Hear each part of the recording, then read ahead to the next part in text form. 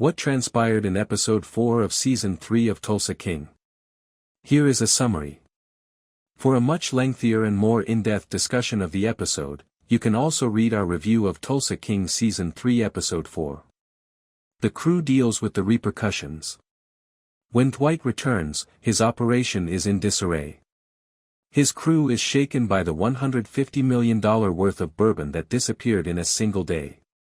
He reminds everyone that Bodhi and Grace abandoned Tyson when things went awry, despite his warning not to strike back. Mitch assumes accountability, but Dwight excludes Tyson from the upcoming duties, stating that he must make amends in order to receive a fresh start. Bodhi isn't as understanding and blames Tyson directly for getting caught after following Cole inside the bingo hall. In an attempt to maintain harmony, Grace maintains that they must forgive as a family. On the other hand, Joanne blames Dwight for not being there when everything had to go wrong. Bill is prepared to deploy his fleet of trucks in the meanwhile, but he starts to suspect Armand of giving the feds false information. Dwight maintains he isn't, oblivious to the extent of the mistrust. A risky interaction. Dwight dismisses Bill's inquiry about where he went missing, but additional issues arise. During the heist, 2 of Bill's men were slain in the crypt. Bodhi has video evidence as well. In another scene, Vince suggests a Tulsa possibility while seeing Quiet Ray in New York. Ray is evasive until Vince admits that it has to do with Dwight's growing business. Back in Tulsa, Bodhi teams up with a tech-savvy colleague of Bill's that he detests to use cybersecurity ploys to take advantage of Jeremiah's shipments. Grace observes his talent in action and recommends leveraging it to achieve greater success. Her fresh concept. Introducing an influencer with no real-world baggage who is an AI bourbon. Cole insists he found the Montague 50 and wants Jeremiah to see it because he is still trying to show himself to him. Jeremiah declines to go with him because he is dubious. Concerned that Jeremiah's outburst may land him back in jail, Chloe cautions Mitch to avoid becoming involved in the developing feud. Mitch doesn't care because thieves don't call the police. The conversation turns lethal when Bill asks one of his drivers for information regarding the missing bourbon. Bill is forced to shoot the man after he draws on him. New participants go into the game. Dwight receives a call from Musso cautioning him not to become sidetracked by the moonshine battle with the Dixie Mafia. He wants Dwight to concentrate on his work as a watchmaker. At the same time, Tyson, who thinks Serenity is unique, gets back in touch with her. The illusion is soon exposed by Mark, who warns his son not to put his trust in others. Tyson knows he's been duped when Mark sees Serenity exiting the bingo hall. Tyson prepares for a more significant move against Dunmire and Cole by calling Dwight with the tip. Convinced that Th. Personal stakes and political games.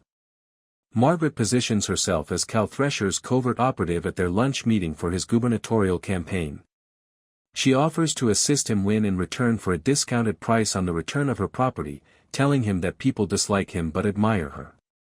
The partnership intrigues Cal, and Margaret maintains that Dwight is unaware of her presence. Margaret later shares the agreement with Dwight. He's shocked that she would side with Cal, but he listens as she clarifies that it's for both of their benefit, business, not romance. Dwight threatens to shatter Cal's jaw in 6 places if he ever tries to move. Dwight acknowledges that he is a touch territorial, and Margaret teases that it's almost romantic. Margaret and Dwight have a peaceful moment reading in bed that evening. They consider the progress he has made since coming to Tulsa. Dwight, who was formerly a dead man walking, feels alive once more. His statement that people need people makes Margaret giggle, but it endures. On the horizon, new shadows.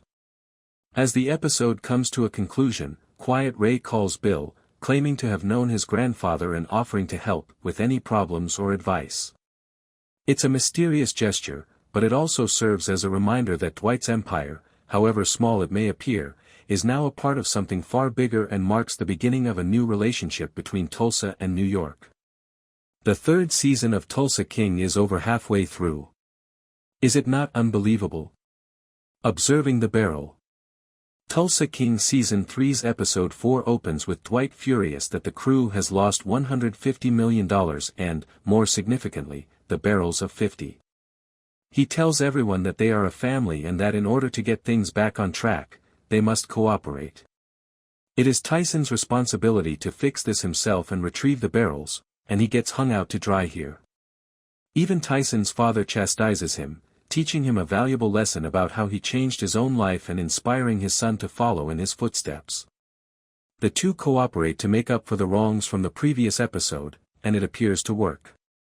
Bill arrives at the warehouse in the midst of this chaos and is taken aback to see that the alcohol has been removed. However, since he obviously has a stake in the distilling business, he is fighting them. As if he needed more persuasion, Dwight also discloses that Dunmire's group killed a few of Bill's men. Dwight advises Bill to play things smart, even if he wants to go all guns blazing. He wants to find the men who moved the equipment so that Dunmire will have a hard time. Sadly, Dunmire is a really frightening man, and despite Bill brandishing a gun at him, the driver isn't moving. He ends up with a bullet in his brain instead when he attempts to use Bill. Here, Bodhi is a little more successful, breaking into Dunmire's system to cancel orders, reroute shipments, and generally cause trouble.